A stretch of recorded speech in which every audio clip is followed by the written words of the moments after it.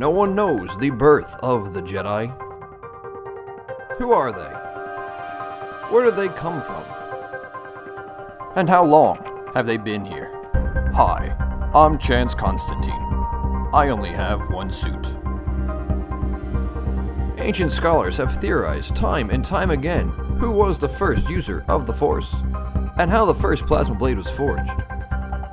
However, in a shocking turn of events, recent reports show that we have finally found the first ever training software the ancient Jedi used. What you're about to see is not a recreation. You have been warned. Yeah, boy! Wow, shocking. After that discovery, we rewatched an important scene from Revenge of the Sith and made yet another shocking discovery. By adding this simple filter on top of it, we found this. We once thought Count Dooku looked eerily similar to actor Christopher Lee, but now we know the truth. Do it.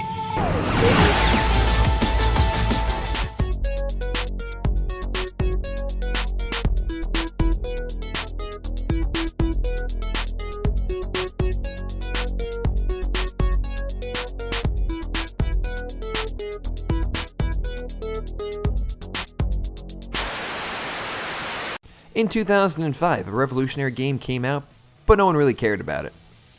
But then in 2006, its sequel stormed the scene, and people went fucking nuts for it. And at least for a few more years after that, people would gather for the weekends in some dude's basement and rock the fuck out. Ah, yes, Guitar Hero. Like most fad games, it took a long time to die. With its competitor Rock Band, adding new instruments made the game feel somewhat interesting. But when they added new games, it wasn't really a new game. It was really the same game, different songs, so it got fairly repetitive. And then you switch to a different game and you gotta set it all up again. Who wants to go through that over and over? I mean, come on. Who wants to go through all of this just for a glorified eye-hand coordination game? Grabbing the controllers and plugging in the microphone and drums, it all just became a hassle. There has to be something easier. Well, look no further, because Beat Saber for the VR gaming realm has been released. No more drums hogging up the carpet, no more guitar stumping your toes. With Beat Saber, the setup is as simple as ABC. D, E, F, G, H, I, J, K, L, M, P. All you have to do is pull the Vive out, plug in the power supply, plug the Vive into its port, plug that back into your computer, realize that your graphics card only has one HDMI port. Unplug your regular monitor, plug in a DVI monitor, plug in the Vive, turn on the controllers, and put on the headset. Take the headset off, turn on the sensor, turn on the other sensor, find out that the controllers don't have any power, plug them in and wait a few hours, unplug the controllers, turn them on, and put the headset back on. Take the headset off, find your headphones, plug your headphones in, and put that headset back on. Take the headset off, turn on Steam VR from your computer, and put that headset back on. Take it off one last time, wipe that grease stain that your dirty forehead left on it, and put that sumbitch right back on, and you're good to go. Finally! Now I don't have to deal with this nightmare anymore! Well, anyway, back to what this video is supposed to be about. Beat Saber. Like most of the world, I was introduced to this game via a very short video that was posted sometime in January that its developers, I'm guessing, had posted on Facebook and YouTube, and had gotten traction very fast. Its music was original, its concept fairly basic, but its execution looked insane. Considering everything in VR is kind of like eye-hand coordination, this one takes it to a whole new level, and has finally been released, but in early access. And that is why a lot of people were quick to base it around the eye-hand coordination music game of Guitar Hero or Rock Band. And Guitar Hero failed to teach people how to play actual guitars. So can you be an actual Jedi with Beat Saber?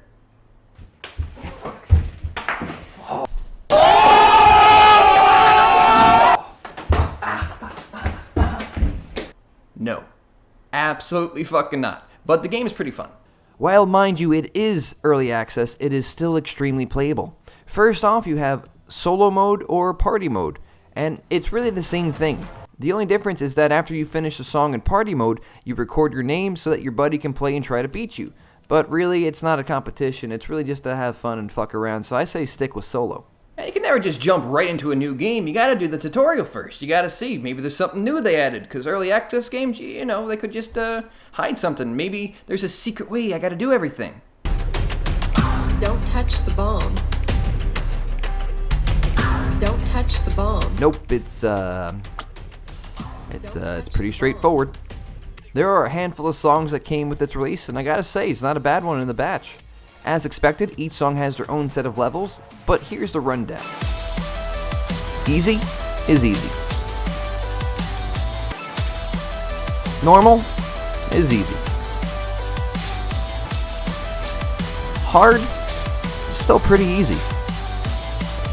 Extreme is what the fuck, man? Holy shit, this is not how you level up the insanity level, motherfucker! Ah! Now, this game has been in development since 2016, and it shows because those controls are really fucking nice and extremely responsive.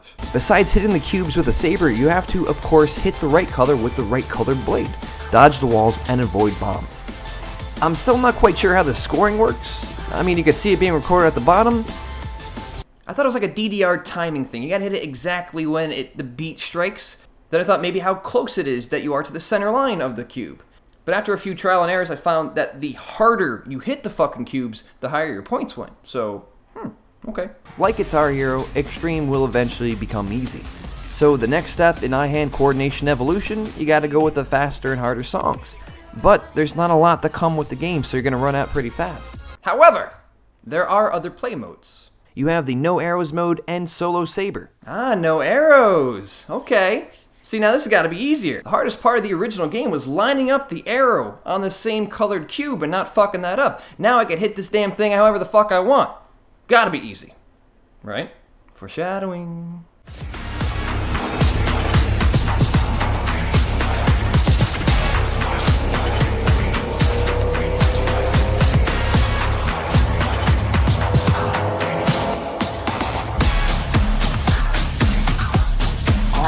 Fuck, oh, God, fuck, God, no, fuck! Yes, I was able to pound the table with a voiceover while gaming. Magic. The difficulty level nearly tripled! Not only do you still have to hit the damn things with the right color, but in regular mode, the colors for the most part stayed on the respective sides of the controllers. Not the fuck anymore. Now you gotta hit these sumbitches all over the place. Not to mention you absolutely cannot hit opposite colors, and it is so easy to lose track of which hands have what colors. I wouldn't play on anything else except for Extreme, and this is literally me after an hour of trying and beating it for the very first time.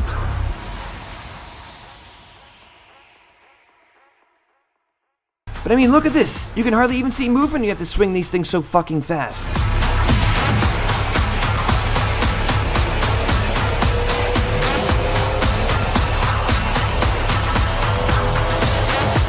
I gotta say, so far, early access, fantastic game. Some good shit they got going on over here. The other day, I had a few buddies over, we had a few drinks, we had a lot of fun, you know, it was a blast. I mean, the game feels badass. You're wielding fucking lightsabers. And, I mean, sure, it looks cool on a 2D monitor and all, but when you pop on that Vive headset, that 3D is insane. Cubes are a little bit larger than you'd expect, but much easier to follow. But you see, the thing is, like most other VR games out there, sure, it's fun to play, sure, it's fun to watch them on the monitor. Just do everyone a courtesy and do not watch the person playing the game. You might feel like a badass, but... Could be worse than Snowden. Facial recognition got a hit. Jesus Christ, that's Jason Bourne. So fucking badass.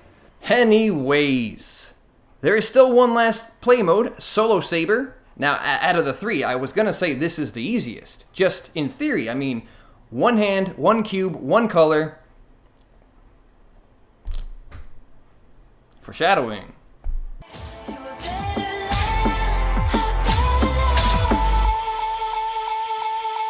Fuck, why the fuck is it fuck? Jesus! Now, eye-hand-wise, it's probably the easiest to follow, but holy shit, man! Talk about a fucking workout. There's only one choice. It's not extreme, it's fucking extreme, and it shows. So not only does this game satisfy those that like fun... Are those the words I wrote? So not only does this game satisfy the fun factor, but if you like a good challenge, this is definitely a good one to pick up. On their Steam page, they talk about plans for the future, adding in a lot more songs and a few more play modes, so fuck yeah. Get this game early while it's still cheap, because they might even increase its price by a few bucks when they release more content. And there's even a whole market the advertisement team seemed to fail to mention. This game's a fucking workout. Yeah, check this shit out. It's fucking insane. You would not believe how easy it is to get lost in this game. Then like 3 hours later, you realize you can't even lift your fucking arms. Especially after doing solo Saber. You okay? Yeah, I'm good. I'm just gonna go and check my mail over there. So my one complaint about solo Saber is you can't really grab the Vive grip comfortably with two hands without touching one of the buttons. So to fix this, I taped one of them to an actual sword for a more accurate and comfortable workout.